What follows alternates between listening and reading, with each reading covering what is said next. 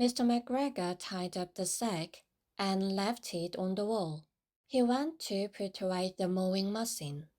While he was gone, Mrs. Flopsy Bunny, who had remained at home, came across the field. She looked suspiciously at the sack and wondered where everybody was. Then the mouse came out of her jam pot, and Benjamin took the paper bag off his head, and they told the doleful tale. Benjamin and Flopsy were in despair. They could not undo the string.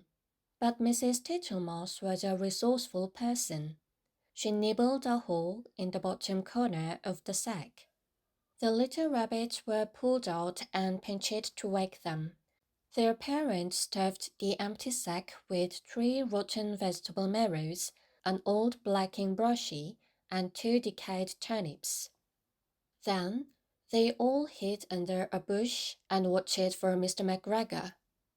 Mr. McGregor came back and picked up the sack and carried it off.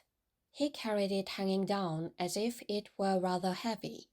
The Flopsy Bunnies followed at a safe distance. They watched him go into his house, and then they crept up to the window to listen. Mr. McGregor drew down the sack on the stone floor in a way that would have been extremely painful to the Flopsy Bunnies if they had happened to have been inside it. They could hear him drag his chair on the flags and chuckle. 1, 2, 3, 4, 5, 6 little rabbits, said Mr. McGregor. Eh? What's that? What have they been spoiling now? Inquired Mrs. McGregor. 1, 2, 3, 4, 5, 6 little fat rabbits, repeated Mr. McGregor, counting on his fingers. 1, 2, 3. Don't you be silly. What do you mean, you silly old man? In the sack. 1, 2, 3, 4, 5, 6, replied Mr. McGregor. The youngest Flopsy Bunny got upon the window-sill.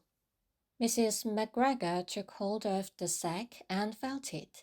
She said she could feel 6, but they must be old rabbits, because they were so hard and all different shapes.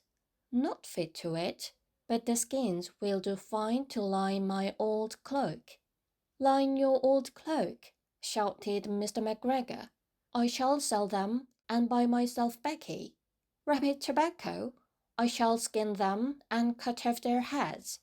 Mrs. McGregor untied the sack and put her hand inside. When she felt the vegetables, she became very, very angry. She said that Mr. McGregor had done it a purpose. And Mr. McGregor was very angry too.